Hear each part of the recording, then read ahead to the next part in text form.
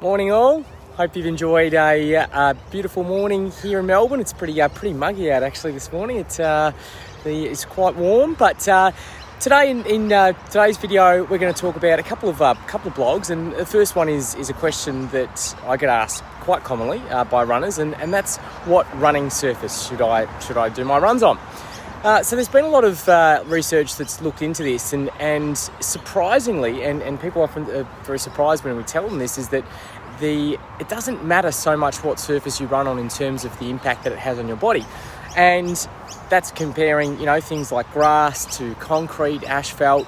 And the reason is that the body's amazing in that it adapts to whatever surface that you're running on. So when we're running on a harder surface, we tend to be a bit more compliant in our landing, and that means we might be a little bit softer there. And so we actually find, and then compared to running on a softer surface, is that we tend to sort of land, if you like, a bit harder. And what that equates to is that the impact forces are actually very similar between the different running surfaces, and this is what the research has shown us. And so there's a couple of questions though in terms of running on harder surfaces if it is harder on the muscles. So the impact forces, because your muscles are taking a bit more of that load there, whether it's potentially using more energy to do that. There's some questions over that. But by and by, the impact forces are pretty much the same across all running surfaces. And so really the answer that I give to runners with this question is just mix it up, run on different surfaces, because running is so repetitive, and it's the same as we spoke about previously with shoe wear, in that it's good to rotate through different types of shoes. Well, it's the same thing with running over different types of surfaces. So if you can, on your running routes, if you can pick a path that might have some concrete, then you might have some grass, you might have some crushed rock, lots of different things. And that's why trail running is so great, because of that variability that it throws into things. It's also important to consider the surface that you'll be racing on. So if you're training for a race and it is on road, well, you do want to do quite a bit of your training on that surface to prepare your body. But by and by, vast majority, try and mix it up wherever you can. The next thing we're going to talk about is DOMS, and this is an important topic at the moment because gyms being reopened the last few weeks, and people are resuming their training, and some people trying to start where they left off months and months ago, which is never advisable. But we've seen a few sore bodies coming in, and a few people complaining of this DOMS, and DOMS is is delayed onset muscle soreness, and that's that soreness that you might get for a day or two after you've done a more challenging exercise. And so a couple of things on what to do about DOMS. So the first thing is try and prevent it from happening in the first place, and that's gradually increase your training load so that you're not shocking and surprising your body, because that's essentially what's happening when you're getting DOMS, is the body's like, whoa, what's going on here?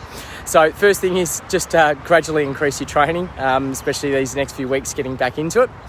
The next thing is a couple of things that you can do to help it. I mean, an active recovery, and this is one of the things with DOMS, is that it does tend to relieve with movement. So although it's particularly painful to start to get moving again, it actually does help with it. So an active recovery is good. The next thing a couple of things that also help with it is one is compression garments. So compression garments, there is some research to show that it can help with DOMS. So this might be the compression leggings. You might wear that during and then after a workout for the 24 hours following. The other thing that we've got in our disposal is cherry juice, and what that's been shown in a couple of studies actually has been shown to improve that DOMS pain. So and what you need to do is you need to consume not just cherries, because you need to have hundreds of them. You actually need to get tart cherry juice, which you can get at most supermarkets and certainly at health food stores. And you want to be drinking about 350 mils of that, and you can have that twice a day. So a couple of things with that, just make sure that it doesn't upset your tummy, and that it is, as I said, reiterated, is the juice, not try and consuming hundreds of cherries. So a couple of things there. So we've got the compression garments and the tart cherry juice there. A couple other things. One other thing we spoke about during the week as well is we touched on introducing the hip flexors, the importance of that they serve for runners, and they are a muscle that is neglected in runners, and in terms of its strength requirements. The hip flexors do an enormous amount of work actually, and they're in sort of the top three. And as we increase over running speeds, they actually take the greatest load at sprinting. So most people wouldn't think that these muscles in the front of the hips there.